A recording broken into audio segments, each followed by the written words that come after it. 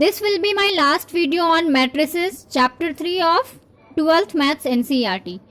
So चलिए फटाफट से हम अपना मिसलेनियस का जो 9 तक हम लोगों ने सॉल्व कर लिया था, मिसलेनियस एक्सरसाइज को आज हम लोग कंप्लीट कर लेते हैं.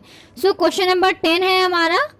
A manufacturer produces 3 products XYZ which he sells in 2 markets. Annual sales are indicated below. Means कोई मैन्युफैक्चरर है जो कि 3 प्रोडक्ट्स जो है वो प्रोड्यूस करता है, क्या क्या, X, Y एंड Z, और उसे फिर वो 2 मार्केट में सेल करता है, मार्केट 1 एंड मार्केट 2 में. सो यहाँ पर क्या है, एनुअल सेल्स मीन्स उसका ईयरली कितना सेल होता है वो यहाँ पर गिवन है. मार्केट 1 का है, प्रोडक्ट्स जो है X, Y, Z का ये सेल गिवन है आपको, एंड मार्केट 2 में जो प्रोडक्ट्स है X, Y, Z ये आपके पास गिवन है. ठीक है. If unit sale prices of X, Y and Z are rupees 2.50, rupees 1.50 and rupees 1 respectively, find the total revenue in each market with the help of matrix algebra. So ये हमारा question number A था उसी में.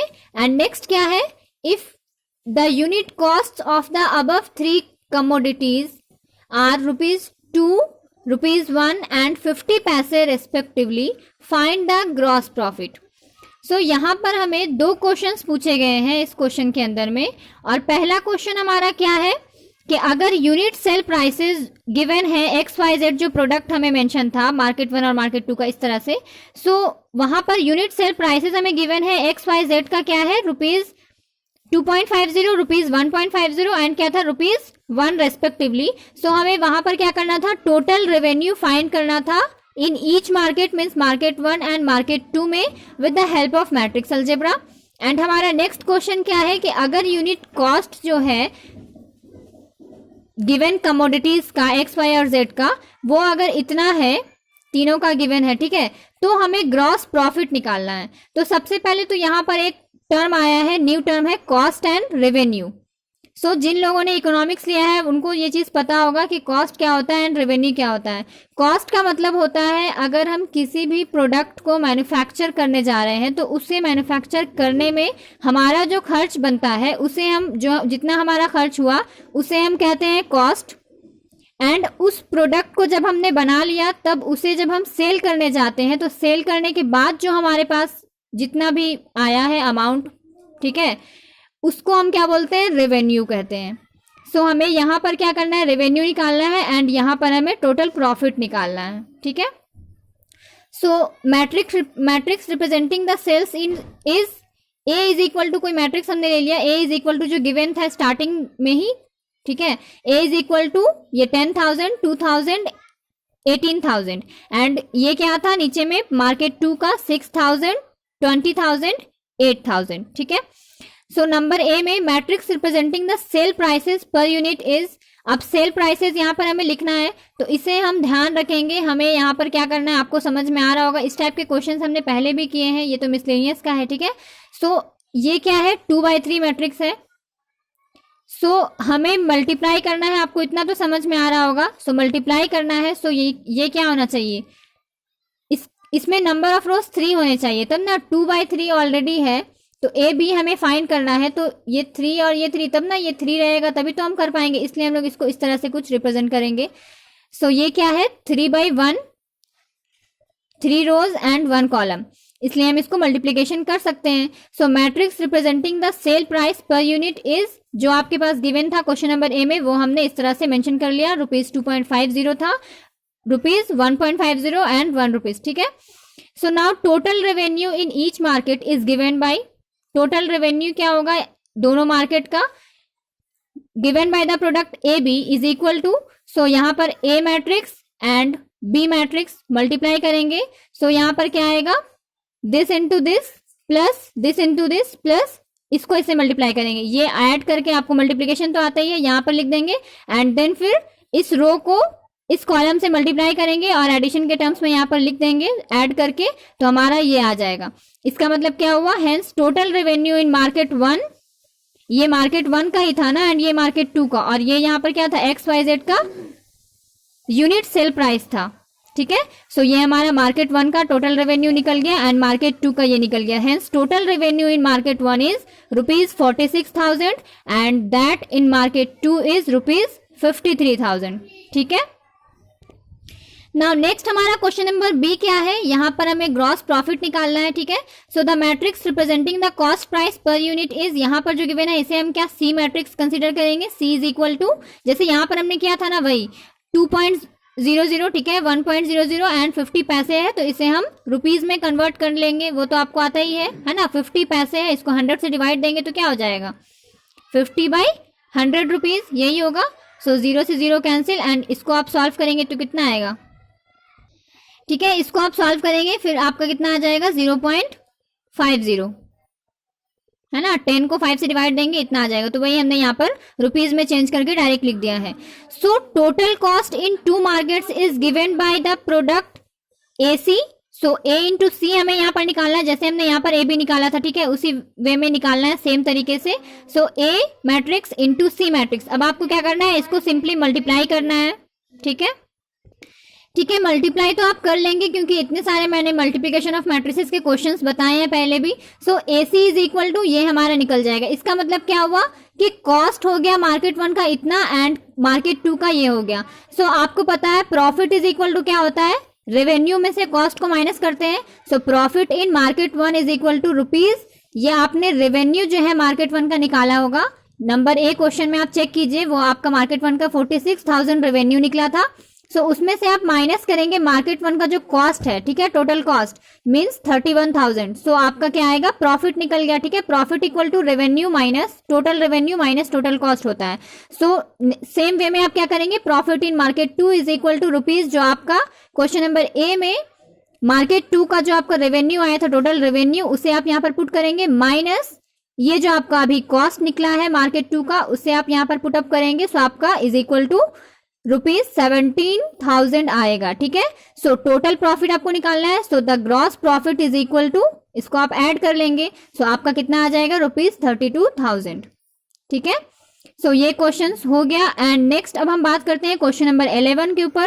सो ये question में क्या है, find the matrix X so that X into ये गिवन है इज इक्वल टू दिस। ठीक है, सो आप यहाँ पर इसको A मान सकते हैं, इसको यहाँ पर B सपोज कर सकते हैं। तो आप यहाँ पर एक लाइन और ऐड कर लेंगे कि let A is equal to this one and B is equal to this one. ठीक है, उसके बाद आपने इस टाइप का क्वेश्चंस जो है वो पहले भी किया है कि यहाँ पर हमें मैट्रिक्स X फाइंड करना है। सो X मैट्रिक्स हम यहाँ पर कैसे फाइंड करेंगे, यहाँ पर हमें कुछ तो लेना होगा ना, X के अंदर कोई elements A B C D, ठीक है, X Y Z जो भी हमें लेना होगा। सो वो कितने ऑर्डर का होगा ये तो हमें नहीं पता, तो उसके ऑर्डर चेक करने के लिए अब हम क्या करने जा रहे हैं, सपोज करते हैं हम कि मान लेते हैं ऑर्डर ऑफ X क्या है M/N। ठीक है, सो ऑर्डर ऑफ A आप यहाँ पर देख सकते हैं क्या है 2/3, यहाँ पर आपको ये भी, और ऑर्डर ऑफ B क्या है ये भी 2/3।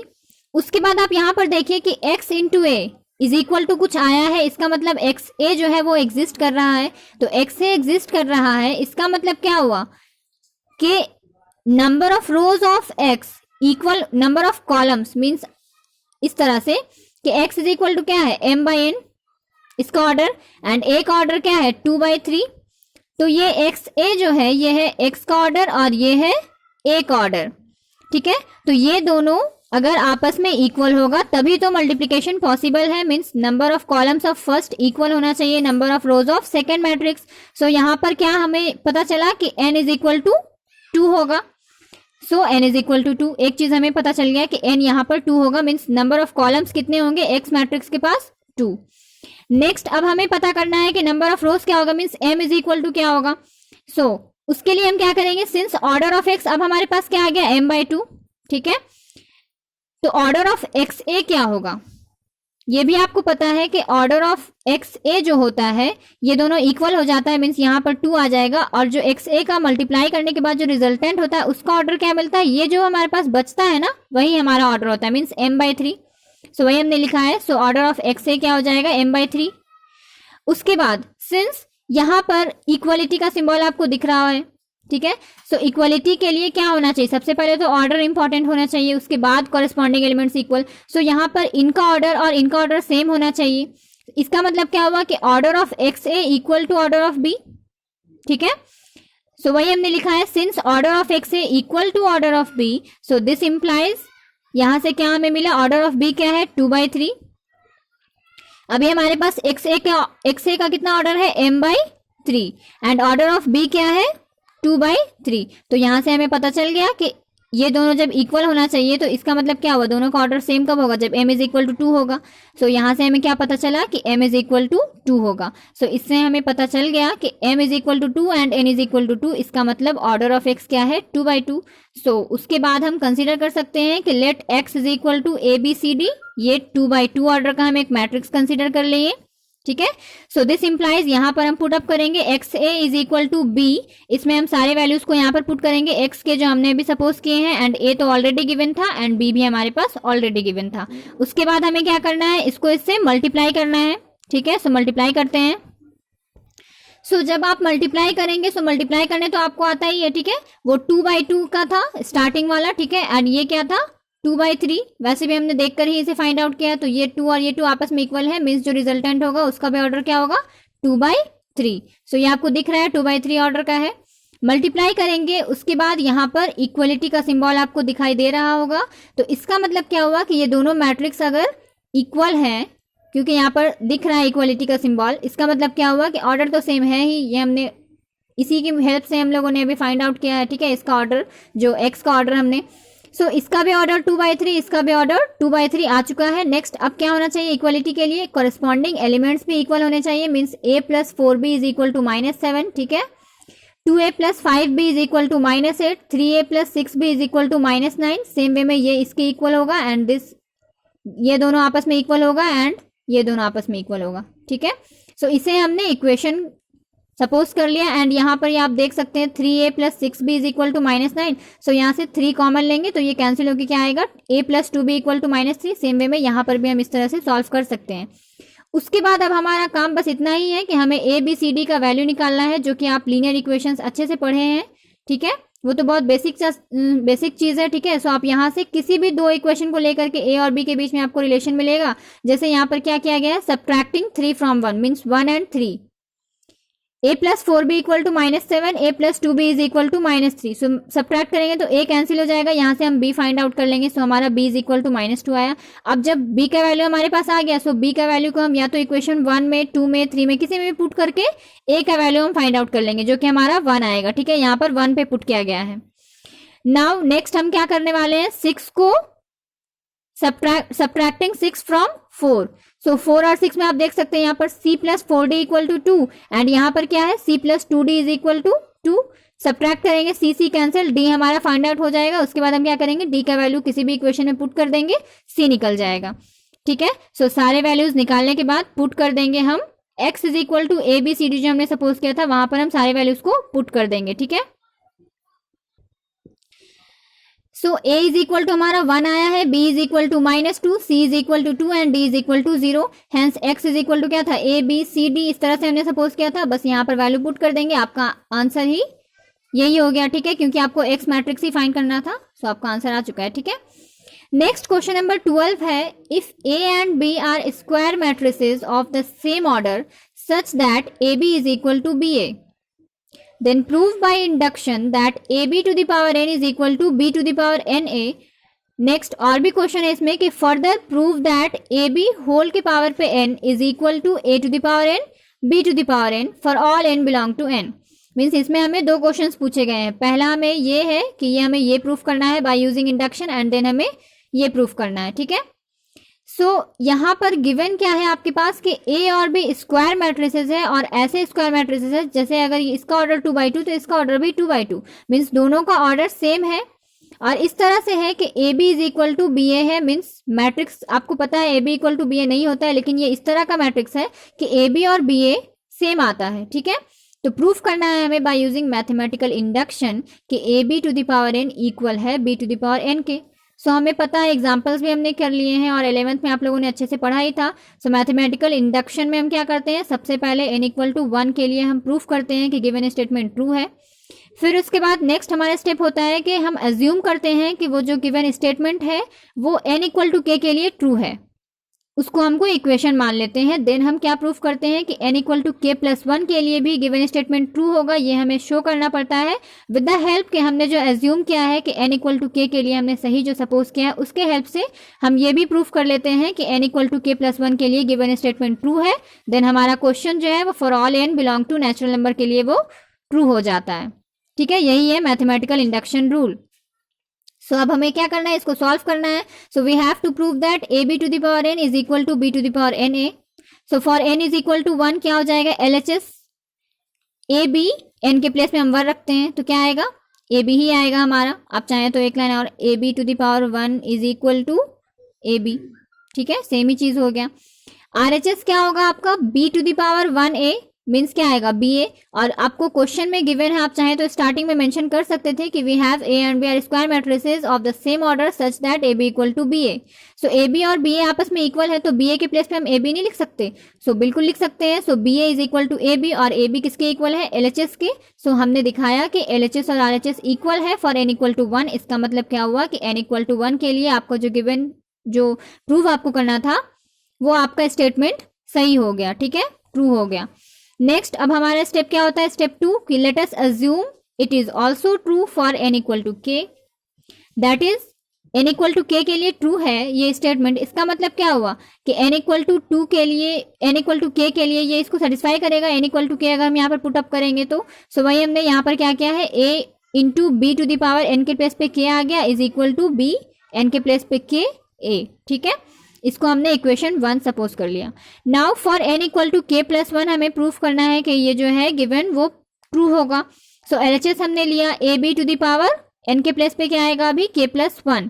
सो इसे हम ऐसे लिख सकते हैं a b to the power k into b। इसको आप सॉल्व कीजिएगा, b यहाँ भी b, यहाँ पर पावर में k और यहाँ पर 1 मीन्स बेस सेम है, पावर डिफरेंट है, मल्टीप्लिकेशन के रूप में है। तो इसका मतलब क्या होता है कि पावर्स आपस में ऐड हो जाते हैं। सो आने वाला तो वही है, a into B to the power k plus 1 यही आएगा। तो इसको हम इस तरह से ब्रेक करके लिख सकते हैं।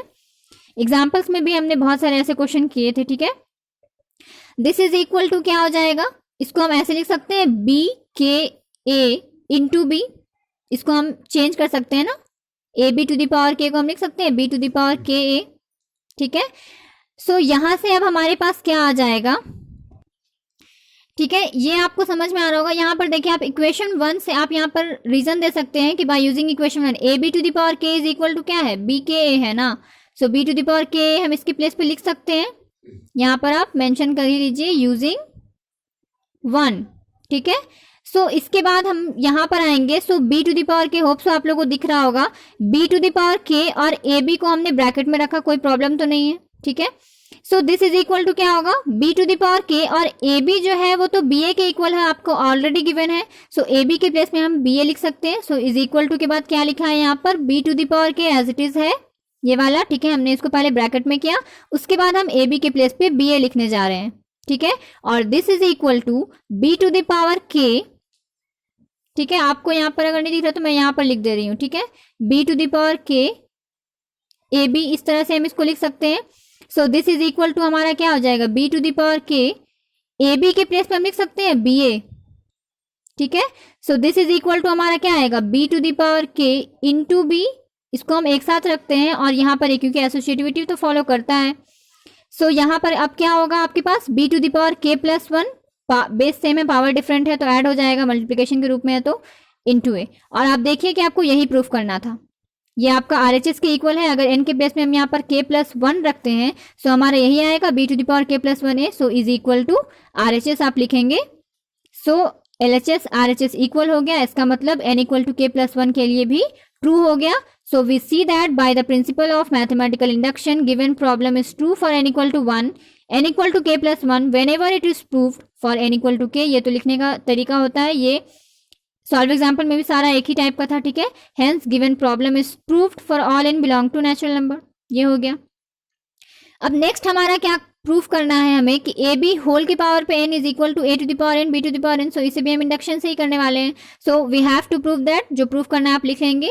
For n is equal to 1 LHS हमारा a B to the power 1 क्या होगा, ए बी होगा, एंड RHS भी हमारा ए to the power 1 into B to the power 1 क्या होगा, ए बी ही आएगा, जो कि LHS RHS इक्वल आ गया। इसका मतलब क्या हो गया कि n इक्वल टू 1 के लिए ये स्टेटमेंट जो है, ये जो इक्वेशन गिवन है ये ट्रू है, ठीक है। So n equal to 1 is true. So n is equal to 1 के लिए हमारा स्टेटमेंट जो था, जो इक्वेशन था हमारा प्रूव हो गया, ठीक है। Next let us assume it is also true for n is equal to k। यही हमारा सेकंड स्टेप होता है मैथमेटिकल इंडक्शन में, ठीक है। That is ab to the power, जो क्वेश्चन में जहां पर n था वहां पर हम क्या कर रहे हैं, k पुट कर दे रहे हैं, क्योंकि हमने अज्यूम कर लिया है कि n इक्वल टू k के लिए सही है, मीन्स k जो है वो उसको सेटिस्फाई करेगा, ठीक है। इसको हमने इक्वेशन 1 सपोज कर लिया। Now for n is equal to k plus 1 हमें प्रूफ करना है। सो LHS हमने लिया ab to the power n था, n के प्लेस पे k प्लस 1 आ गया, इज इक्वल टू, हम इसे ऐसे लिख सकते हैं ब्रेक करके ab to the power k into ab, ठीक है, एज हम प्रीवियस क्वेश्चन में भी ऐसे ही लिखे थे, ठीक है। दिस इज इक्वल टू हमारा क्या हो जाएगा, अब यहाँ से आप देख सकते हैं ab to the power whole के, यहाँ इक्वेशन 1 का यूज करके हम इसके प्लेस पे लिख सकते हैं a to the power k into b to the power k, and ab जैसे था वैसे ही है। उसके बाद नेक्स्ट आप यहाँ पर ऐसे लिख सकते हैं this is equal to a k, ठीक है, a to the power k, और b to the power k, a को हमने ब्रैकेट में कर दिया और कुछ नहीं किया है, इंटू b। उसके बाद this is equal to a to the power k। अभी आपने जो था इसमें ही 2 क्वेश्चन पूछे गए थे आपके क्वेश्चन नंबर 12 में, अभी आपने प्रूफ क्या किया था कि ab to the power n is equal to b to the power n a, ये अभी आपने प्रूफ किया है। सो इसका हम यहाँ पर यूज करेंगे, और ये ट्रू था कब, for all n belong to natural number, ठीक है। और ऐसा कब हुआ था, whenever A B is equal to B A, जब क्वेश्चन में मेंशन था। तो उसी क्वेश्चन का हम यहाँ पर उसी वाले प्रूफ का जो हमने अभी किया है उसका यहाँ पर यूज कर लेंगे। सो यहाँ पर b to the power k ए लिखा हुआ है, तो इज इक्वल टू होगा a b to the power k, तो इसके प्लेस पे हम ये चीज लिख सकते हैं, ठीक है, इंटू b हो गया। So this is equal to, अब हम क्या करने जा रहे हैं, इसको एक साथ रखते हैं एंड इसको एक साथ रखते हैं। सो यहाँ पर क्या हो गया, a to the power k A into b to the power k B. अब इसके बाद ये क्या हो जाएगा, a to the power, base same है, पावर डिफरेंट है, मल्टीप्लिकेशन में है, तो क्या होगा, ऐड हो जाएगा power. So a to the power k plus 1 into b to the power k plus 1, same way में। और यही तो हमें प्रूफ करना था, ये हमारा क्या है, RHS है, ठीक है। n के प्लेस पे हमने क्या आ गया हमारा k plus 1। So n equal to k plus 1 के लिए भी ट्रू हो गया। सो हम सेम स्टेटमेंट को रिपीट कर लेंगे जो हम हमेशा करते हैं। So hence it is proof for all n belong to n, ठीक है। नेक्स्ट हमारा क्वेश्चन है, choose the correct answer in the following questions. 13 नंबर है, if a is equal to alpha beta gamma minus alpha is such that a square equal to i, then इनमें से कौन सा करेक्ट है। So a square is equal to i हमारे पास given है। So a के प्लेस पे हमने लिखा a स्क्वायर का मतलब क्या होगा, a into a. So a into a is equal to i, यहाँ पर यूनिट मैट्रिक्स है, ये 2/2 ऑर्डर का था, सो हमने यहाँ पर 2/2 ऑर्डर का यूनिट मैट्रिक्स लिख लिया, ठीक है। अब इसे हमें मल्टीप्लाई करना है, मल्टीप्लाई करने तो आपको आ चुका है। So alpha square into beta plus beta gamma, यही होगा alpha square plus beta gamma. Next यहाँ पर क्या होगा, alpha beta minus plus minus minus हो जाएगा बीटा अल्फा या अल्फा बीटा जो भी आप कहें, ठीक है, ये तो नंबर है। नेक्स्ट हमारा क्या होगा, gamma alpha minus gamma alpha, ठीक है, या alpha gamma minus alpha gamma, to ये एज इट इज रहेगा। उसके बाद ये देख सकते हैं आप, यहाँ पर ये कैंसिल आउट हो जाएगा, ये भी कैंसिल हो जाएगा। सो यहाँ पर 0 0 बचेगा, okay. So now given matrices, यहाँ पर इक्वलिटी का सिंबल है, इसका मतलब इसके ऑर्डर भी सेम है 2/2 एंड ये भी 2/2। इसका मतलब क्या हुआ कि कॉरेस्पॉन्डिंग एलिमेंट्स भी सेम होंगे। इसका मतलब हुआ कि alpha square plus beta gamma is equal to 1 होगा, ठीक है। या आप यहाँ पर इसको इस तरह से भी कर सकते हैं कि दिस इम्प्लाइज, अगर आप यहाँ से alpha square plus beta gamma यहाँ से बाहर निकालते हैं, सो आपके पास क्या आएगा, 1 0 0 1, यही आएगा, इज इक्वल टू क्या होगा, 1 0 0 1। यहाँ से आपके पास क्या आ जाएगा, alpha square plus beta gamma, और ये देखिए i के इक्वल है, into i is equal to i आ गया। सो समथिंग इंटू i क्या होता है, वही होता है जैसे 1 इंटू 5 5 हो जाता है, वैसे alpha square plus beta gamma into i क्या होगा, alpha square plus beta gamma. So हमारे पास क्या आ गया, alpha square plus beta gamma is equal to i, ठीक है। सो दिस इम्प्लाइज, ये आपका आ चुका है। सो हम क्या कर रहे हैं, इस दोनों को हम इस साइड लेकर आएंगे। सो दिस इम्प्लाइज क्या हो गया, i minus alpha square minus beta gamma is equal to 0। सो ये हमारा आंसर हो गया। सो हमारा ऑप्शन नंबर सी जो है, ऑप्शन नंबर सी यहाँ पर करेक्ट होगा, ठीक है। नेक्स्ट क्वेश्चन नंबर 14 है, if the matrix a is both symmetric and skew symmetric then.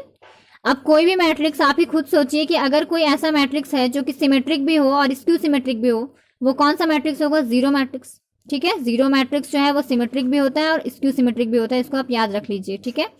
आप चेक भी कर सकते हैं, जीरो मैट्रिक्स जो है वो सिमेट्रिक भी आपको दिखेगा और स्क्यू सिमेट्रिक भी दिखेगा। मीन्स जीरो मैट्रिक्स का अगर हम ट्रांसपोज करेंगे सो वो जीरो के ही इक्वल होगा, उसी के इक्वल होगा। एंड ट्रांसपोज करने के बाद अगर हम इस तरह से कहते हैं ना कि a to the power t is equal to a, तो स्क्यू सिमेट्रिक होता है। And a to the power t is equal to minus a, so ये स्क्यू सिमेट्रिक होता है, ठीक है। सो वो जीरो मैट्रिक्स जो है दोनों चीज सेटिस्फाई करेगा। नेक्स्ट क्वेश्चन नंबर 15 है, if a is square matrix such that a square equal to a, then i plus a का whole cube minus 7a is equal to, कुछ ऑप्शंस आपके पास गिवन है। सो इसे हम सॉल्व करते हैं। और a कोई स्क्वायर मैट्रिक्स है, इस तरह से है कि a का स्क्वायर करने से a के ही इक्वल आता है, ठीक है। सो अब हम ये वाला ले लेते हैं जो हमें दिखाना है, इसे हमें कि किसके इक्वल होगा ये चेक करते हैं। सो i प्लस a का होल क्यूब माइनस 7a, आपको पता है a प्लस b का होल क्यूब का फॉर्मूला क्या होता है, a cube plus b cube plus 3a square b plus 3ab square. So यहाँ पर a के प्लेस पे i है एंड b के प्लेस पे कैपिटल A, ठीक है। सो वही हमने पुट किया कि i cube plus a cube plus 3 इसका स्क्वायर इंटू ये दूसरा वाला plus 3i into a square, ठीक है। फॉर्मूले में हमने बस पुट किया है minus 7a as it is है। दिस इज इक्वल टू, अब i का क्यूब, जैसे आप 1 का क्यूब क्या होगा 1 ही होगा, उस तरह से i का क्यूब i होता है, प्लस a क्यूब को हम इस तरह से लिख सकते हैं a square into a plus 3। अब यहाँ पर ये क्या है i स्क्वायर जो कि i के इक्वल होता है, ठीक है। जैसे इसको आप 1 जैसा ट्रीट किया कीजिए। सो क्या हो जाएगा 3 इंटू 1 का स्क्वायर अगर यहाँ पर रहेगा तो हम क्या लिखते हैं 3a लिखते हैं ना, सेम वे में ये हो गया प्लस 3ia a स्क्वायर जो है वो a के इक्वल है। सो यहाँ पर 3ia हो गया माइनस 7a, ठीक है, ये हो जाएगा।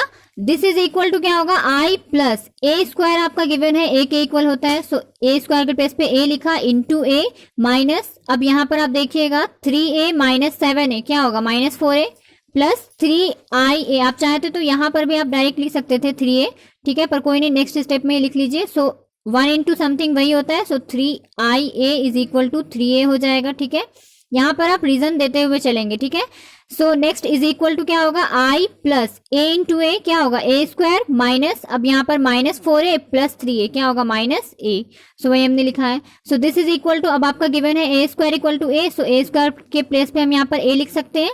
सो this is equal to i plus a minus a, जो कि कैंसिल आउट होकर के आपके पास क्या बचा i के इक्वल हुआ। इसका मतलब क्या हुआ कि ये किसके इक्वल होगा i के, मीन्स हमारा option number C correct option है।